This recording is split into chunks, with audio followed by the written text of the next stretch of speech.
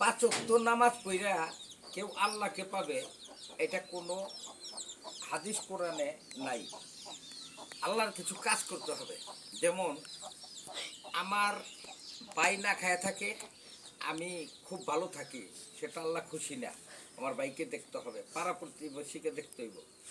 তো এখন আয়াতুল্লাহ কমনি এমন এক কাজ কইরা গেল, তিনি আশা করি এই দুনিয়ার থেকেই জান্নাতের টিকিট নিয়ে যাবে।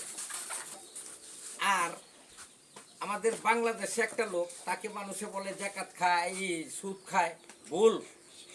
বাংলাদেশের ডক্টর ইউনূস সাহেব যা করলো বাংলাদেশের জন্য নিঃস্বার্থে, এই একটা মানুষ পাইলাম পৃথিবীতে। আমি দুইটা লোক পাইলাম যে ভালো মানুষ যাকে বললো আল্লাহ সন্তুষ্টজনক, মানুষের সেবা করবেন, আল্লাহ তাতে সন্তুষ্ট থাকবে। এই আমার কথা ছিল। আপনারা সবাই এভাবে সতর্ক চললেন।